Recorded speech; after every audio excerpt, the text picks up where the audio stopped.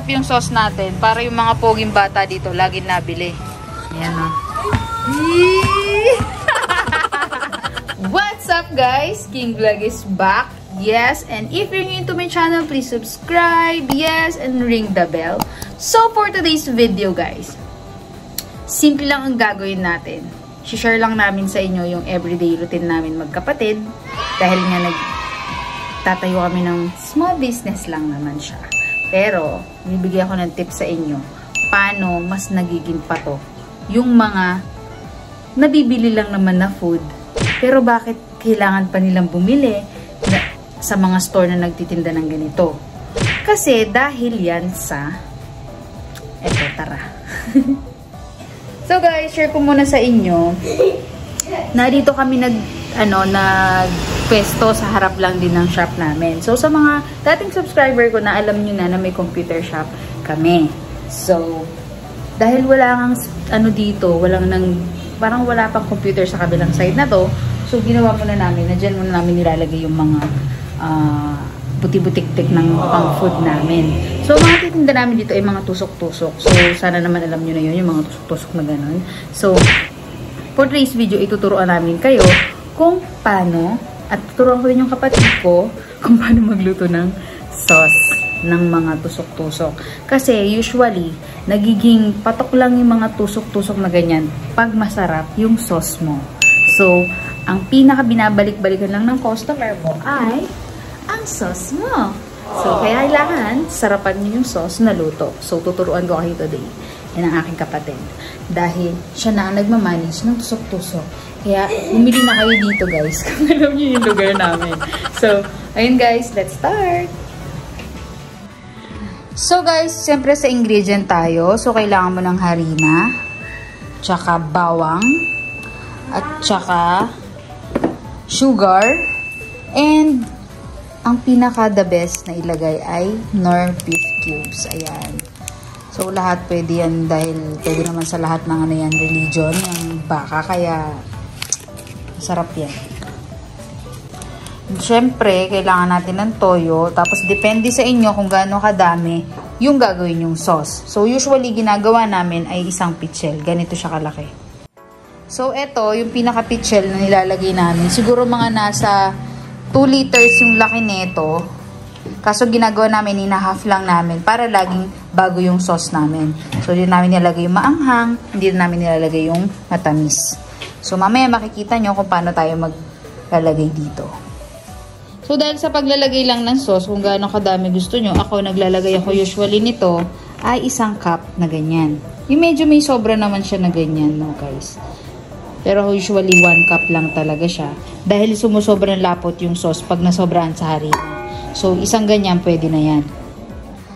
Pagkatapos nyan ay maglalagay tayo ng sugar. So, meron ako ditong cup na 1/4.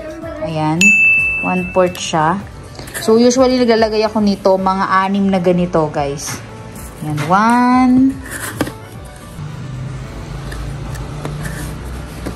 1 and 6. Pagkatapos natin lagyan ng sugar yan, ay syempre tatakalin na natin ang toyo. Ito talaga nagdadala dyan, yung toyo guys. Pag wala ang toyo yan, walang kulay yan. So yan, 1 cup. 1 cup soy sauce. So dato puti po yung gamit ko. Pero kahit ano naman siguro gusto nyo. Pero ito yung mas masarap na toyo. It's the best. So yan. Pagkatapos yan, idadagdagan pa natin yan ng 1/4 cup. So, yan. So, bali, 1 cup and 1/4 yung ilalagay natin na toyo. So, pagkatapos nyan, ay ilalagay na natin ng tubig. So, mas maganda siyang nilalagay ng tubig nang hindi pa siya mainit. Kasi, pag nilagyan mo yan ng tubig habang umiinit na siya, magbubuo yung harina niya. So, pangit yung texture ng sauce mo. So, ang gagawin muna natin, ilalagay natin ng tubig yan. And then, imimix natin siyang ganyan-ganyan. So, let's go. Pagkatapos niyan ay sasalin na natin to sa maiwaga nating derobi. Ayan, buhos mo lahat. Buhos mo lahat yan. Sakto kasi yan. Yan, buhos mo ganyan. Pagkatapos mo yung buhos ganyan ay imimix na natin siya. So, ayan, imimix mo siya ng ganyan hanggang malusaw niya yung harina at saka yung sugar niya. Nararamdaman niyo naman siya pag pag minimix niyo siya. Ayan. Ayan, mix niyo lang siya ganyan. Pagkatapos natin i-mix yan, naihahalo na natin dyan yung bawang. At ito yung bawang. Ayan. Iniiwa pa ng kapatid ko. Kaya hintayin natin. So, yan guys, lalagay na natin ang bawang. Yan, tadtad na tadtad dapat para lumalambot siyang agad. Magbe-blend agad siya sa sauce. Isang buot, isang buong bawang na gano'n at saka 2 piraso. Parang sinama ko lang yung 2 piraso pero maganda isang buo lang. Pero sayang yung 2 kasi kaya nilagay ko na rin. So, ayan. Halu-haluin mo yan. Habang minimix ko naman to ay nakikita ng kapatid ko kung paano ko siya ginagawa. So, may mix-mix lang na ganito. At saka pag nagluluto ako ng ganito, siya na rin yung nagmi-mix talaga nito hanggang lumapot to, be. Mix mo lang ng i-mix hanggang lumapot kasi bawal siyang hintong hindi nahalo. Kasi masusunog yung ilalim niya. Tapos ayan. Kailangan masarap yung sauce natin para yung mga poging bata dito laging nabili. Ayan na.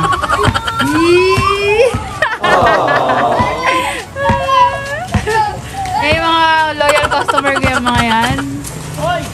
Hello! Hello!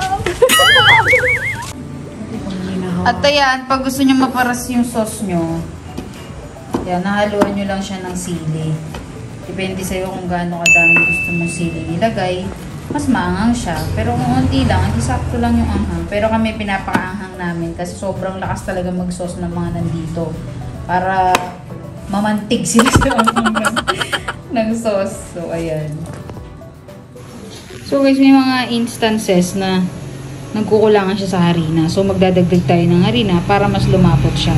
Kasi yung nagawa natin, hindi siya masyadong malapot. So, gusto ko kasi malapot na malapot. Pero pwede na rin yung sauce natin na ganun siya. Pero mas gusto ko yung kumakapit siya. Kunyari, pag ginanya mo yung sauce, sumasama siya sa stick, parang ganun. Ayan, makikita nyo yung sauce natin, medyo lumapot na siya.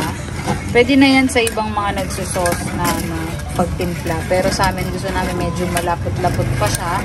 So, magdadagdag tayo nung 1/4 cup of flour na naka-blend na sa water, guys. Para hindi siya mamuo pag hinalo mo siya sa mainit na sauce mo. Habang nagluluto tayo ng sauce, tuturuan ko kayo paano maggawa ng breading nito. So, tofu yan. Tokwa sa Tagalog. Ayan. So, may breading dyan na nilalagay. Yung kulay orange. So, yung iba na weirdoan doon pag kumakain sa tusok-tusok. So, ganito lang siya ka-basic gawin, no? Okay, guys. Nilalagay dito sa kwek-kwek. So, yung kwek-kwek, yung boiled egg siya, tas nakabalot yung orange doon. So, ito yung gagawin natin, yung breading niya na orange. So, let's go. Ayan, mag-ready ka lang na maliit na container mo at saka yung pang-mix mo. And then, maglalagay tayo ng 2 cups of flour. Ayan. Depende kung gaano kadami yung ibe-breading nyo. Baka mas marami yung breading nyo. So, magdadagdag lang kayo ng cup kung ilan yung ilalagay nyo. So, ako siguro mga 2 cups. 2.5 cups. Mga ganyan. 2.5 cup yung lalagay natin. After that, so, kaya nagiging kulay orange yan dahil nilalagay natin siya nitong food color na to. Ayan. So, mas gusto ko yung food color na ganito kasi may nabibili na tingi-tingi. So, ito na lang yung bilhin nyo. Mas makakatipid kayo kung nagbi-business kayo.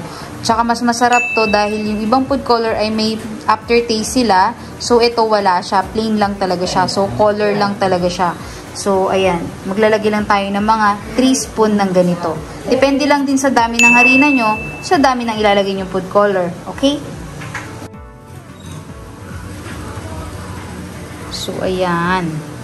So, ang size ng aking spoon ay teaspoon yan. 3 teaspoon lang, pwede na siya. Ayan. After that, ay maglalagay din tayo ng to taste. Siyempre, kailangan may lasa yung breading natin. So, ang nilalagay ko ay ginisa mix yung nilalagay ko dahil mas malasa siya at saka mas masarap siya. So, usually, isang spoon na ganito yung nilalagay ko pag 2 cup ng harina yung nilalagay ko dyan.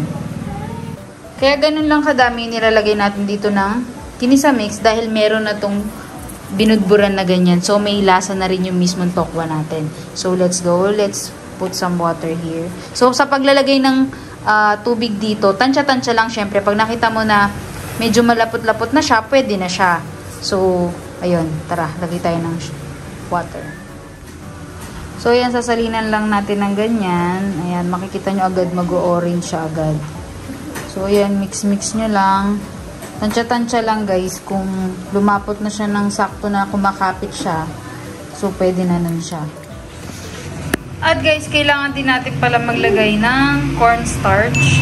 So, pag naglalagay tayo ng cornstarch ay 1/2 cup lang lalagay natin ng cornstarch. Para medyo malambot-lambot yung breading natin pag naprito siya. At saka kahit malamig siya, malambot pa rin yung texture ng breading natin.